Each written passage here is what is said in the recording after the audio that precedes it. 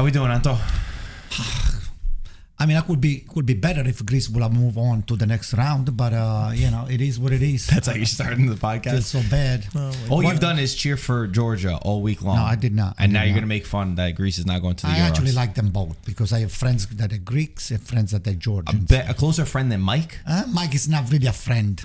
Wow. It's a friend. It's a friend when at convenience. He's that's like your right. son. He's a friend That's at right. convenience. Remember that the next time he calls you. I learned a lot today. The past few days, I've learned a lot. How are you, Mike? I know we're Italian Football TV, but obviously you're Greek. Yeah. You're very, you take a lot of pride in being Greek, and they went out in penalty kicks to Georgia. Jeez, I didn't think it was gonna be a fucking interview on this. I feel deflated. We just didn't deserve to go through. We didn't play good football. We choked.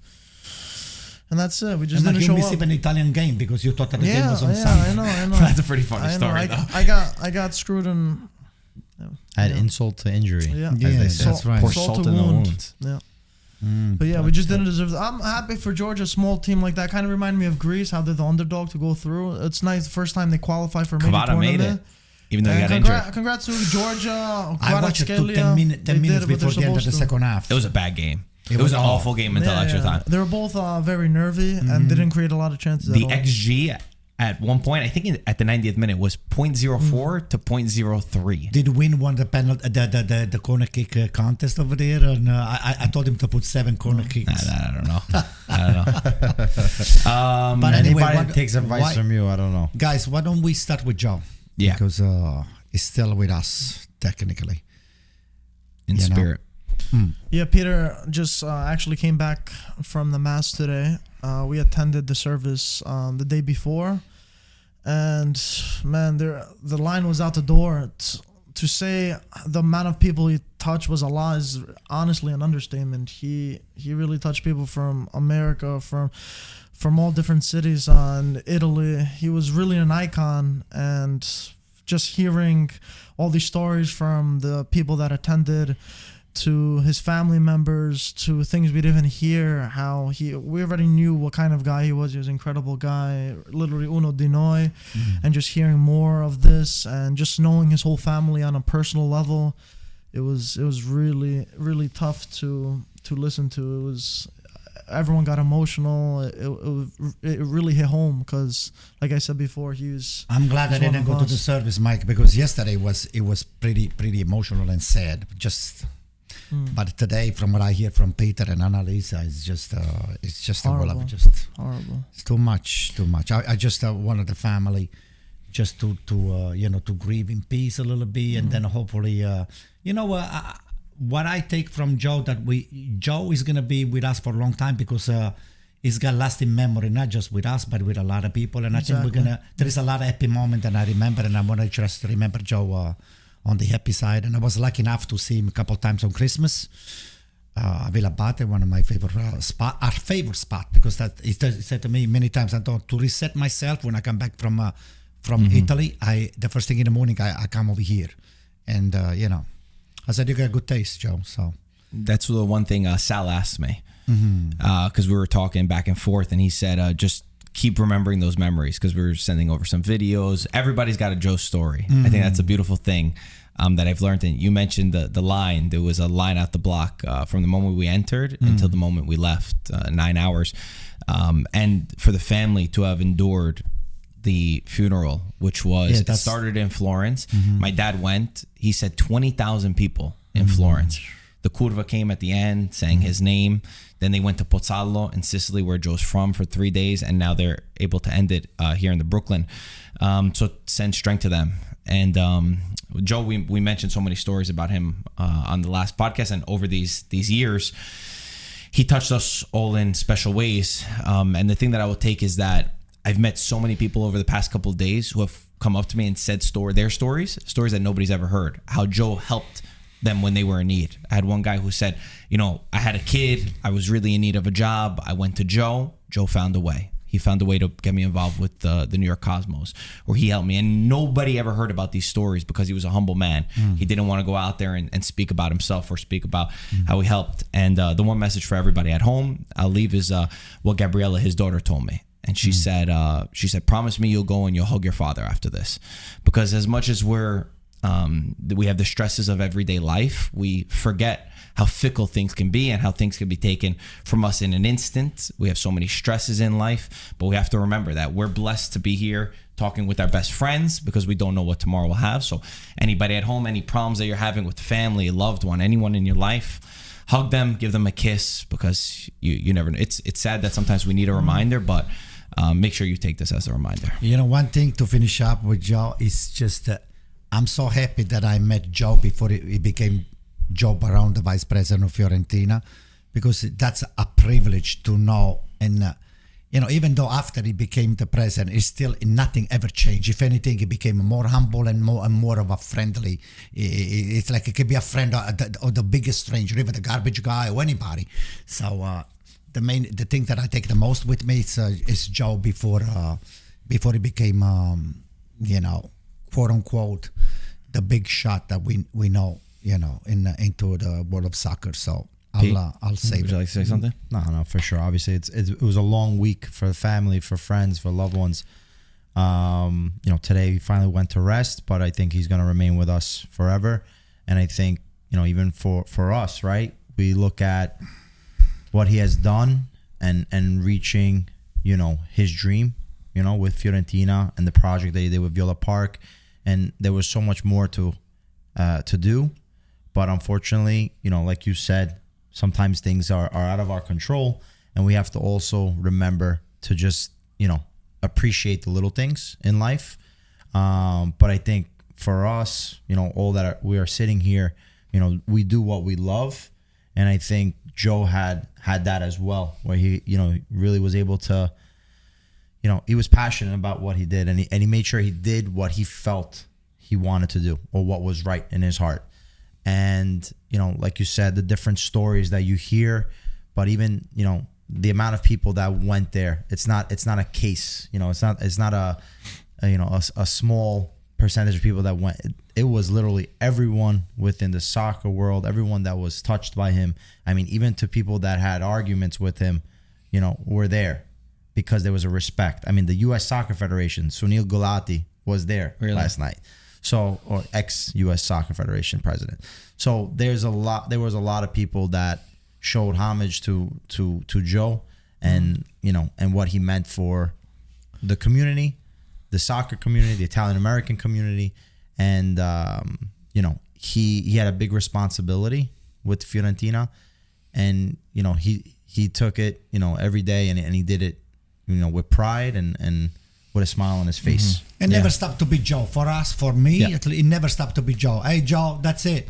We were talking about the one of the most weird BS that happening around the corner the day before, things like that. That was Joe. That was, I think my favorite thing is when you meet people from our neighborhood who will all say with pride, even if they don't really know football, calcio, soccer, whatever you want to call it, they're like, oh, did you hear about the guy in our neighborhood that is, I've heard them say Fiorentina coach or the owner of Fiorentina or whatever. It's a sense of pride for somebody to come from here to all the way at the top. And that's something that we could all take inspiration from him. I have one more thing, and then we can move on. Please, let me say this. One day I was picking up my cousins from Italy at the airport. Your father was upstairs on the departure suite, and Joe and Montella were up there. So Gaetano, he told Joe, I said, hey, Antonio's downstairs waiting for us. I said, send him up. So I came with my cousin's son upstairs, and Joe, he proudly introduced me to Montella. I said, hey, this is my friend Antonio. He's a coach / player of the Brooklyn Italian.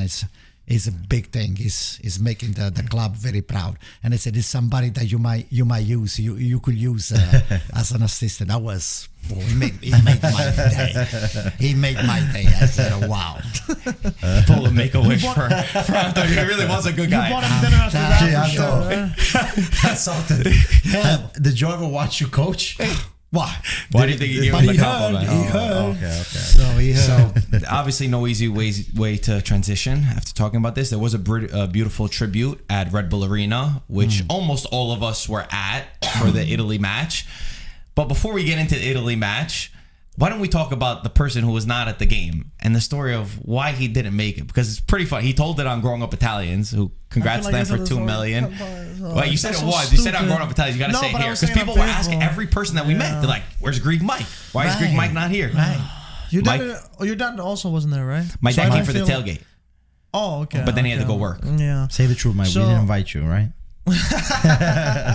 Tell the story. So originally, I mean, it's not really so. So originally, the games were supposed to be the first game. Italy and Greece played the same day.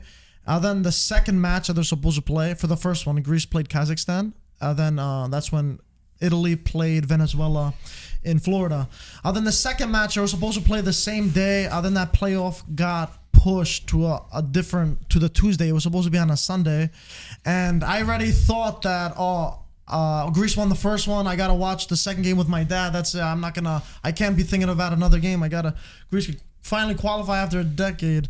Oh my god, I feel so dumb saying this now, but yeah, I ended up giving up the ticket already because I didn't even think about it. And then I realized too late. What time?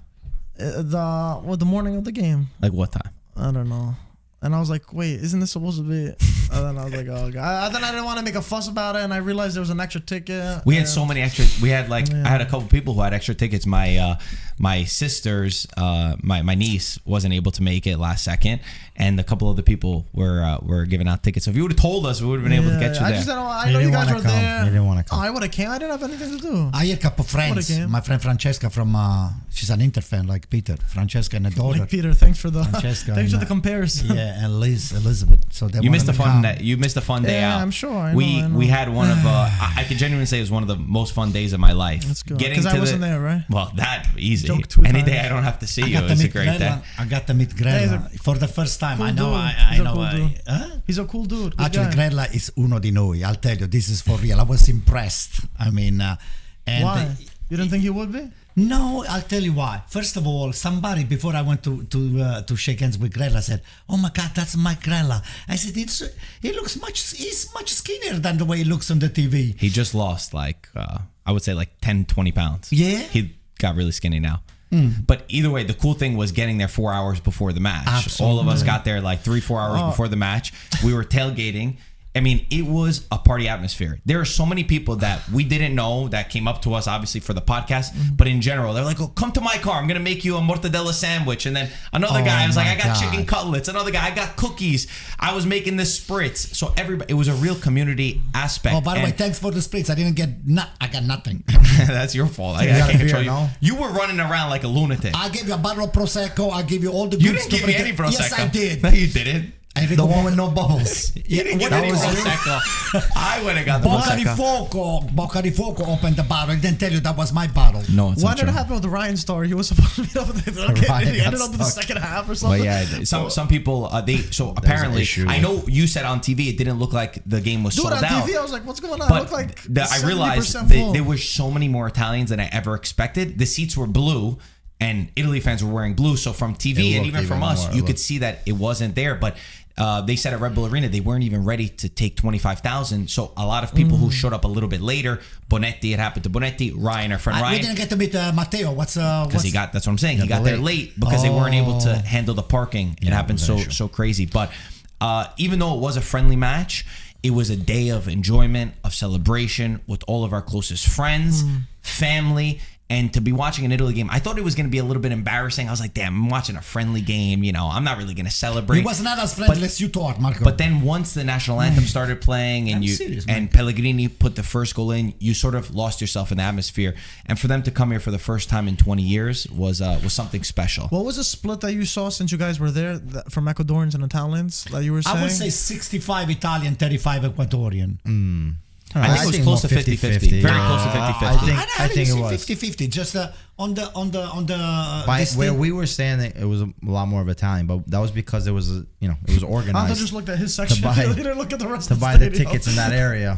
It was very close. I thought we would be dominated by Ecuadorians, but the Italians, they really showed a up big in thing. numbers. You There's were a lot saying of Ecuadorians in New 50-50, not York. even 60-40. No, I thought we would be dominated by Ecuadorians, but we weren't. And it was great to see the younger generation get to experience that. And I think Spalletti made it very well known that he wanted to embrace the Italian Americans, that he said it many times in his interviews, that it's a generation that had to leave for better opportunities, that came here for an opportunity, but their connection back to homeland was through calcio. And for a long time, we've neglected that. And I've personally never seen an Italian national team coach even speak to that.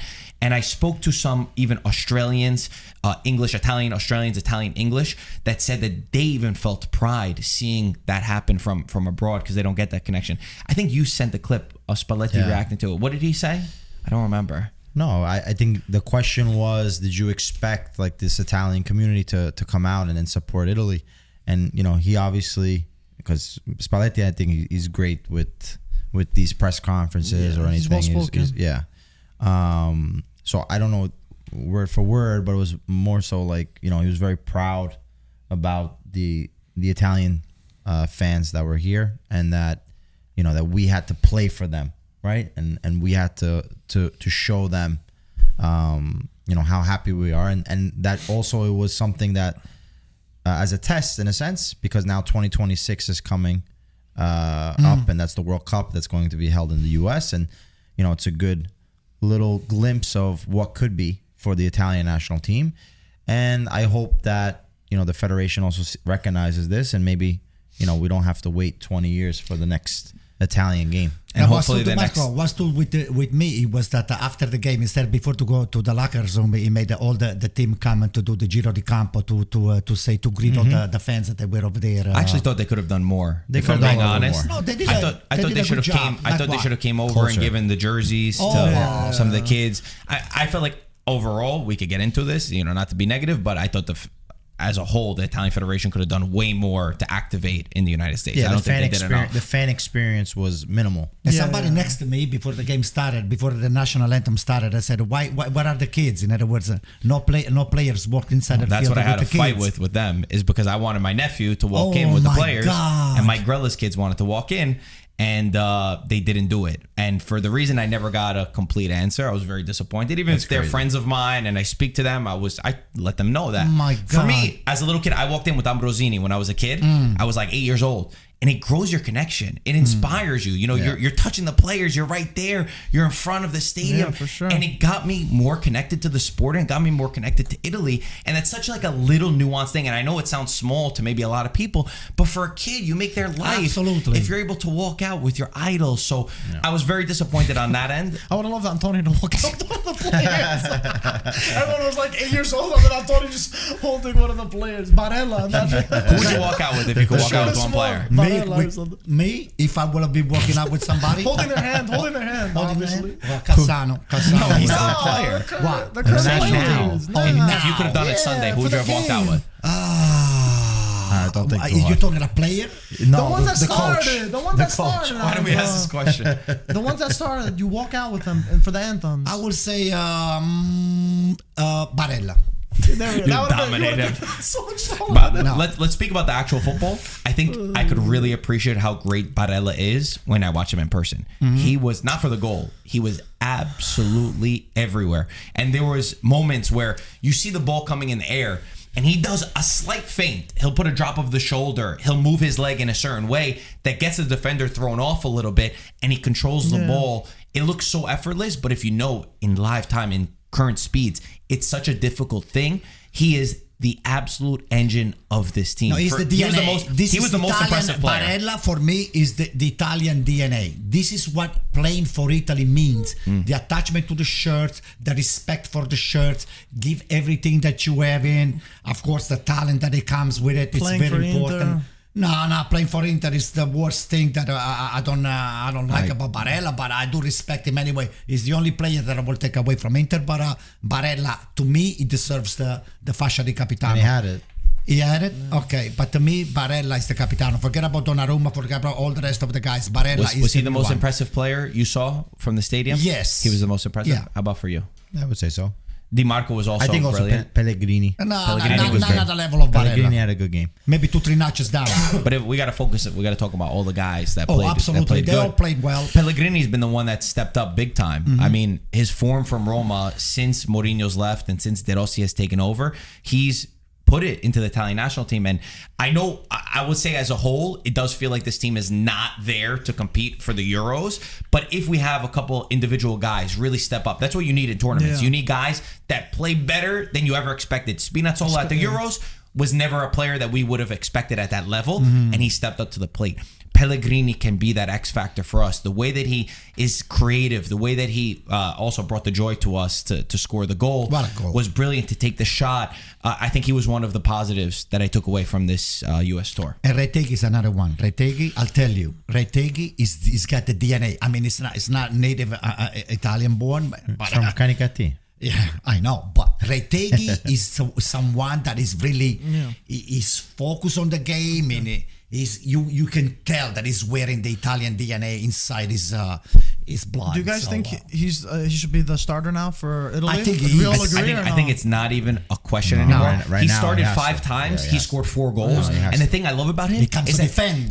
the thing is he's a traditional number 9, but he needs one opportunity. He doesn't need 6, 7 chances. He's clinical. And at Genoa, he doesn't get the most service. And even for this Italian national team, it's a slow grind, right? We're not always going to be the team that gets the most opportunities, but you need a guy who just smells the goal, who for some reason is in the right place at the right time. For me, Matteo Retegui is that, and there is no way I would start any other 9 in the Euros than Matteo Retegui. Speaking, You agree? I agree. I think also off the ball, the work that he does off the ball, and he's, I know he's got the Italian DNA, but he's, has that Argentinian grit to him, where like Lautaro, he's gonna go after every ball, he's gonna stick a foot in there, he's gonna make sure that he's gonna be this, pest for the opposing defenders. So this is a guy that, the job is his. I don't see anybody else that's really able to not even close. Raspadori wasn't good enough as the 9. But Raspadori is He's not a real number 9. He can't be Non è una that number punta. 9. Non è I una think punta. him off the bench would add a lot more to this Italy team. And unless the false 9, it doesn't work for this team from what I saw. Then obviously I think Raspadori coming off the bench, he can play in that 9. He could also come and play in that ringer role. Depending on the formation that Spalletti wants to play. So I see Retegui there. Unfortunately, we didn't get a chance to see Lorenzo Luca. But would he have been the number 9? I don't see it. I think it's still a little too early. I like his potential, but he still needs to put more goals in the back of the net. I feel like the thing is with the Italian national team, we don't have a phenomenal. We don't have a guy that's going to be able to dribble 4 or 5 people and score goals. Our strength is the guys getting in behind. Di Marco loves to make the run forward. He almost acts as a striker at sometimes. Fratesi breaking the lines. Pellegrini. All these players. Is the group. The point is that you need a big reference point, number 9, who could hold the ball up and allow those guys to get in behind. Even Bellanova with his speed. That's important, and I think we've learned that Raspadori is not able to do that job. Not to his fault. He just has different characteristics that can be important. What'd you think about Bellanova? Because he was also the player that we got to watch. He looked very fast when he's going down the wing, but I thought he struggled playing in tight spaces. So when we were first watching the first half, I think that's what we mentioned right away. Like we're like, this kid has got the speed. He has the legs to be able to go back and forth, and he'll look to make the crosses. There was a couple crosses that were interesting. Obviously in tight spaces, he's not polished. He's not the super technical player, but he's going to work hard. He's going to have that work rate, and he's going to, with his speed, cause damage or at least have the opposition respect him. And what I would say is, maybe I was a little harsh on him in the first half where I said, he's got to be able to make that simple 1-2 pass. Me and you were both very frustrated. Try to be able to just like cut in and cut out, something more technical on that part. But if you look in the second half, and to be fair, also Ecuador were pushing a little bit more. Italy were kind of sitting back and monitoring the game. But I do think in that game, where we have to sit back, he would be a vital part of that team. And I think also Ecuador or whoever you have in front of you have to respect a Bellanova that is going to be able to beat you down the line. More than like a Di Lorenzo or a Darmian, for example. No, listen, Exactly. it doesn't have the Berardi quality, but it's got the speed that Berardi does not have. So missing Berardi... It's more about, on that right side, it's a ballottaggio with Darmian Di Lorenzo and Bellanova. Mike, you watched it from TV. What did you notice that's different than something that we've said or we haven't touched on yet? I mean, to be honest, I like the Bellanova inclusion in terms of I like how Spalletti's trying all these new young talents and stuff, and that's what you got to do for these friendly matches. I think that's the best thing. The thing I didn't really like in terms of between the two matches was the switching in the center back and stuff, and you can say they were trying out new things, but with Di Lorenzo playing in that center back role or Buongiorno playing in that center back role. But again, it's test to try things out. I felt like it was a little bit shaky and they weren't really on it. But it's good too. Who specifically? Because Buongiorno struggled the first game. Big time. Listen, there was a lot of hype on Buongiorno, but I feel like not that he wasn't good. You could tell the inexperience in that big level to where, the Azzurri jersey, it's heavy, obviously. And to put that on, he didn't perform what I expected him to perform. I agree with he that. does in Venezuela, the game against Venezuela. Yeah, obviously. the game against Venezuela. But then again, it's one game. You're going to get better. He's having a good season. So he's good to have in the arsenal, but not someone that you can really rely on in terms of the heavy hitter matches when the Euros start. The big debate was the first game was a mess. We looked awful against Venezuela, and I probably the match against Ecuador we lost. We forgot a little bit about that. The big debate online was he starts with the 3-4-2-1 formation because the back three, if you look at Buongiorno, Darmian, Bastoni, most of those players, Mancini, Acerbi, whoever it is going to play there. They play in a back three for their clubs. We switched to the 4-3-3 in game. I want to ask you guys, we could go through our lineup, our ideal lineup, but do you see that being the goal? We have to start with the three-man back line, the 3-4-2-1, and then eventually switch to 4-3-3? Or there's a lot of people that said we need to get rid of the back three and go with the 4-3-3 formation to help the likes of Federico Chiesa or other players, for example? I like more the three back line because Italy becomes more offensively oriented that way. Because I'll tell you, defensively the 3-4-3 becomes almost a 5-3-2 technical. All you have to do is just. But then what do you do with Chiesa? Chiesa looks a little bit out of place. Well, that's the main thing, is that the coach has to be smart enough to let the playmakers and the people that they can do damage, like the people capable to take the one-on-one, the defender one-on-one, like Chiesa, like Bellanova, we were saying right now, with the speed, or like Frattesi is another good one, Barella is another good one. So you have to try to balance. I said, hey, when Barella is up, somebody's going to cover the back. I was watching all the time carefully when Italy was taking the corner kicks with Mancini coming up. Who was staying? The last guy was Bellanova because of the speed. You don't want to get caught in a counter. But forget about those guys. Look good in the formation. My point is that Federico Chiesa is our X factor. We would not have won the Euros without him. I don't think that we do anything in the Euros without a player of his caliber. This formation doesn't seem to be getting the best out of him. Why can't he play as one of the two? I could see him play as one. He looked like he was caught so out wide. I mean, maybe I'm taking one game. Playing the 3-4-3, he'll be out wide. But if you do a 3-4-3, I think it's perfect for him. A 3-5-2, for example, if you alternate 3-5-2, he could also be more of that free player. No, that Juve didn't work. I don't think so. He's uncomfortable in that formation. He's got to play out. Allegri. I think it could be that. But we don't have that much time to be testing these things and wondering these things is the problem. Spalletti said it, but in some of the press conferences, he's like, listen, we're going to try different things, but also the modern game, you have to be fluid. So you have to be able to play a 3-4-3 or a 3-4-2. You have to be able to change on the fly. Which we did. We did have to change. And listen, the thing is, we should use this as an extra thing to put in our pocket where we can have this luxury, really, to have this three-man backline and have it work great, or even be able to change it into a four-back. I think Italy really got to play on their strengths for this one because these tournaments are unforgivable. One bad game that it can cost you qualification.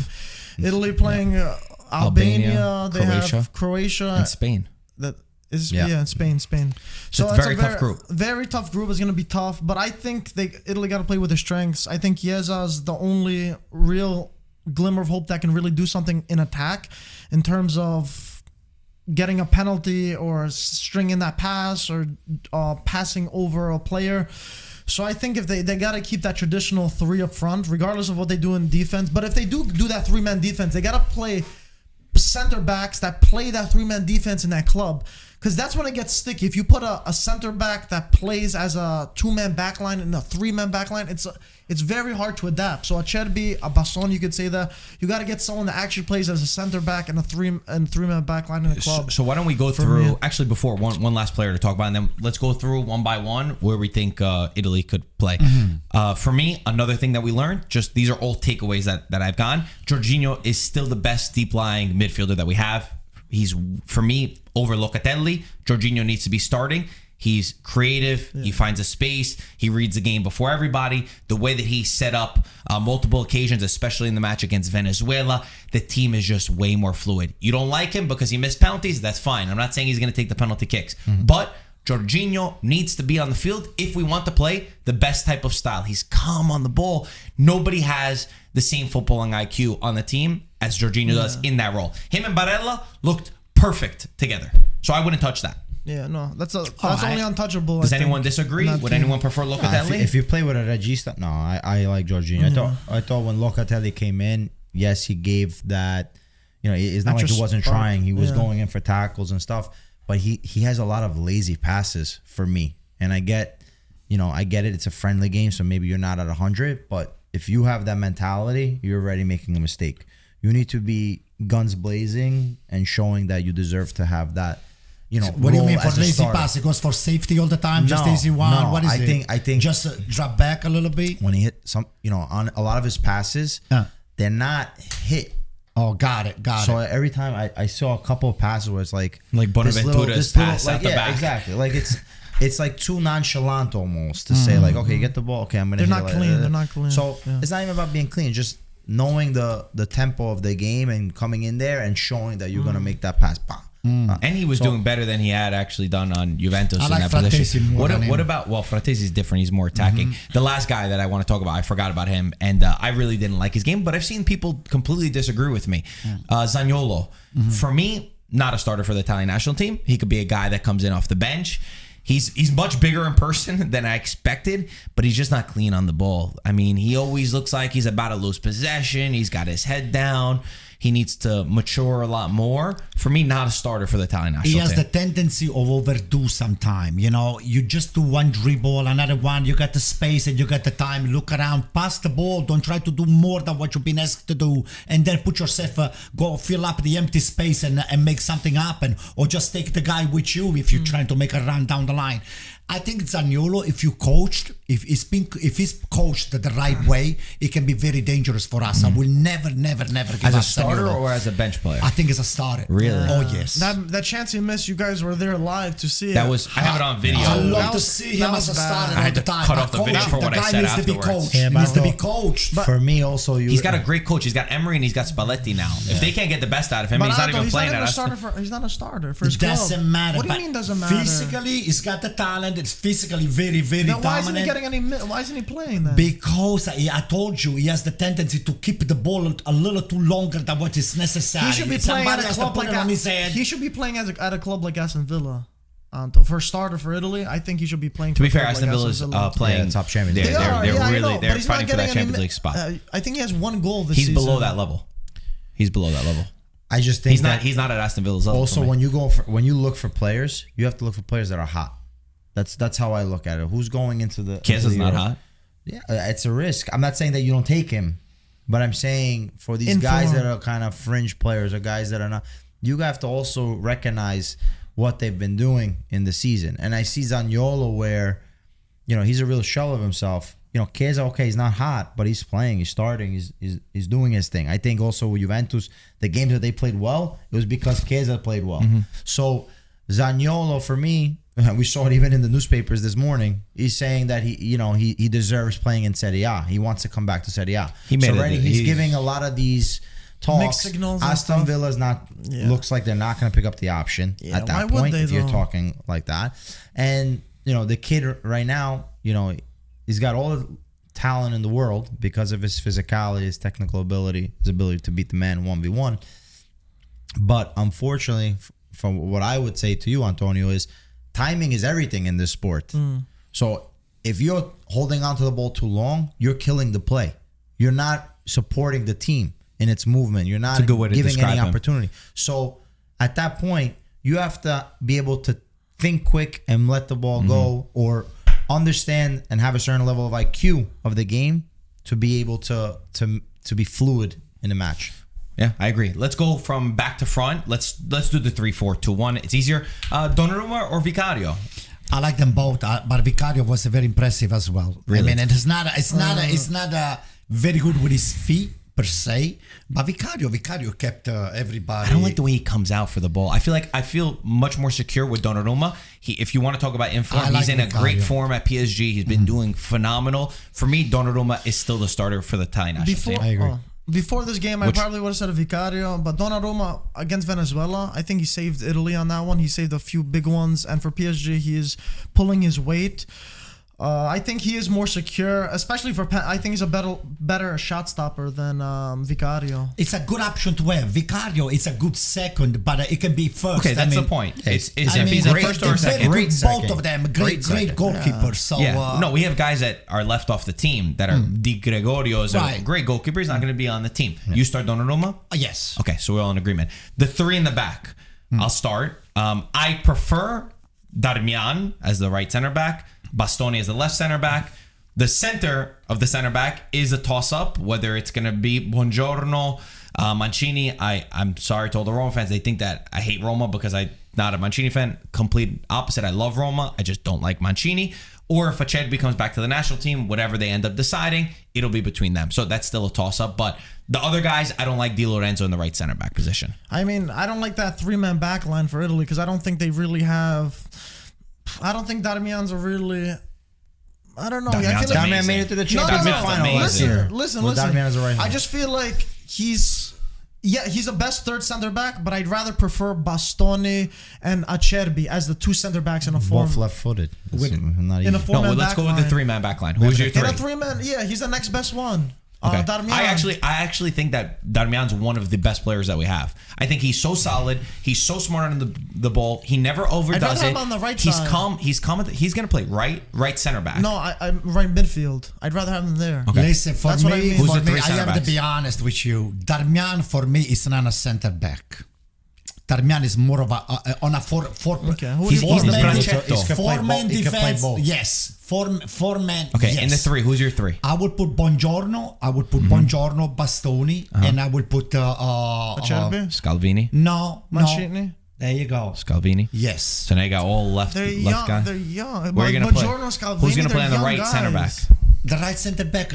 If we play with a three-man formation, you don't need that. This is the you need only three. one guy here, Those one guy are here, three one guy very here. powerful guys. He said three, I think, no? Three. Yes, and I said one has to play on the right. Bastoni. I can put Bastoni. No. Bastoni he can plays play your both three? sides. Okay, that's his line. Bastoni Who's your can three? can play both sides. I think I would agree. Bastoni, Darmian. Darmian is not a center back.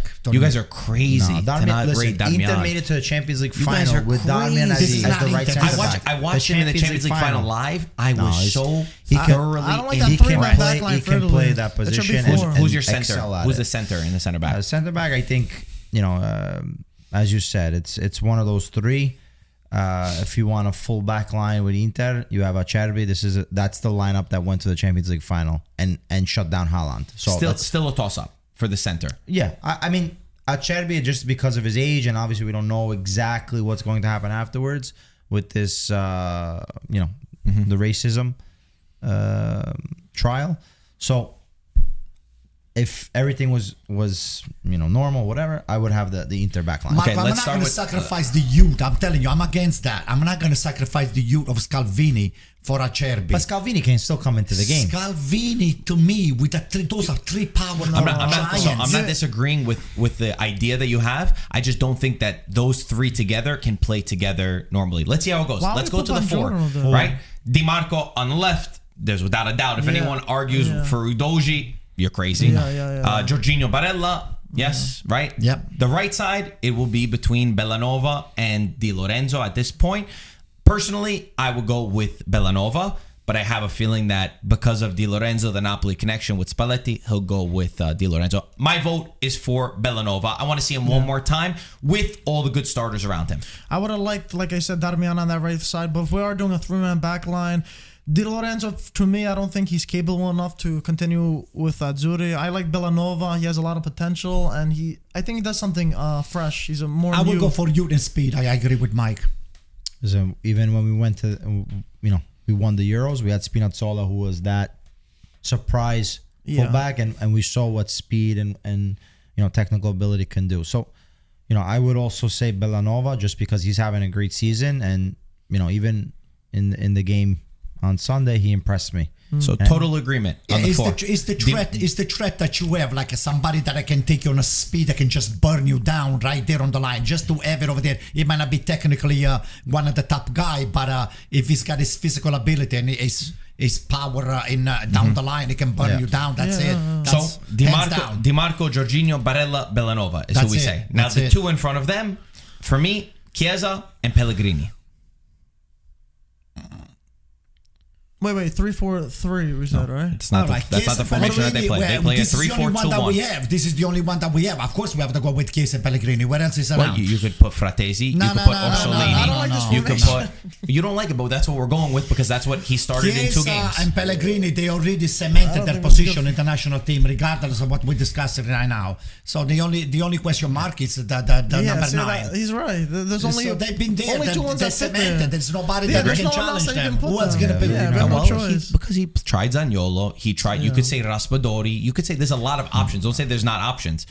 This is the argument. Retegui as the striker. 100%. Retegui as the striker. Okay, you keep saying 4-3-3. Who's your 4-3-3 formation? Go name it for us. 4-3-3. Okay, the Inter center backs. Donnarumma in net. Yeah, Donnarumma. Right back. Right back, Darmian. 2 center backs. 2 center backs. We're gonna have the ones that we said for Scalvini. last one. Just name them. No, you should center back. back. Yeah, center back. Oh, I said the 2 Bastoni and Cerbi. Left back. Left back DiMarco, yes. Which DiMarco doesn't like to play left back, by the way. So you want the whole Inter line? Look at this guy. He doesn't. DiMarco doesn't like to play left back. But anyway, whatever. This is your lineup. Three in the midfield. Yeah. Who's your 3? Jorginho and Barella, and who's the third one? Pellegrini. That could be up for a toss. So who is yours? If you're going into a game, Italy's going into the Euros. Who's the third guy? The third guy over there. You can also do a fourth. Do a trequartista and put Pellegrini there, and put them 2 holding. Pellegrini behind. Okay, 3 up top, left wing. Chiesa. No, I want Chiesa could play either on the left or the right. So who's the left? The Retegui striker. Chiesa on the one wing, and the other wing we could put. This is the problem. Top. Yeah, I know. That's the problem with that formation. So who? But you got to choose a name. I'm just saying this. If you're Spalletti, you're lining up for the Euros. You're saying we have to change formation. Left. Who's on the right, cutting in? Who's your guy? Who's your third guy? I don't like them. Who's the winger? I always like Udoji. Not Udoji. Gnonto, to be honest with you. Gnonto's not even. I know, but I just like it. I don't like Zaniolo. Okay, if you're Spalletti, who are you starting in this game? From this roster, if we have this roster only. This is who he called up. That's a problem with the 4-3-3. That third guy is not great. I get it, but this formation overall, I think it suits. Okay, so if you had to call your guy, who's your guy off? Say Zaniolo for this current roster. Zaniolo, I like. If I had to put it, but he's a natural winger, and Chiesa's a natural winger. For me, Zaniolo's not a natural winger. I think Zaniolo's best position is actually like a Mezzala. Put Chiesa on the left and Zaniolo on the right. At Roma, he played amazing on that right wing. I don't know about amazing. That's when he played his okay, best. so that's your formation. Currently. That's your formation. People in the comments, make sure say what you would say. What do you disagree with me on mine or whatever the case is? I like the 4-3-3 because I like a 3-man midfield. I think that Italy can build out a lot better. Yeah. That's the pros to it. Everything is it comes at a cost. How about the defense? My biggest cost, the defense I don't like. I don't like I think we're limited with DiMarco as a left back. He prefers to play as a wing back. He's always playing as a wing back. He's one of the best wing. The freedom of going on. Yeah, but he's not going to be able to look at the goal. Yeah, like when you guys scored against much. Atletico Madrid. He's not going to be in that position where he's so dangerous. And for me, DiMarco's always been a guy that in the big games, he shows up. I want him to have more freedom. So for that reason, I would play the 3-man back line. And because we don't have a good, I can't put a really good right winger in the formation. So that's why. How about Chiesa and stuff? Chiesa, he fits that formation better. You think so? Yeah, he fits a 4-3-3 better. 4-3-3 better. Yeah. The problem is you don't have the other guy. If we had another guy that was at a really good level, if we had, let's say, Sule could become Italian or something, a good winger, then we can fix that. We can, unfortunately. You see the goal he scored? Anything else, boys? That's what I see on mine. How are we going to do in the tournament with one of those teams that we mentioned? I think we're gonna be first place or second place. I mean, for second place is gonna be a disaster, but I think we can. Even with the player, if they are healthy, I think we have the numbers to be. How first. far do you think we could go realistically? I would be happy if we go over the quarterfinal, but I think we're gonna stop at the quarterfinal because powers that is in Europe, it's just way France too much for great. us. Yeah. Germany has so many. Florian Wirtz is like absolutely. Yo, that guy's killing on. it. I saw him play the friendly He's the other great. match. I'll be happy to go through the quarter, and that's it. How do you feel about this team, Peter? Listen, even when you go deep, Italy usually are not the favorites to win. So it's all about the group.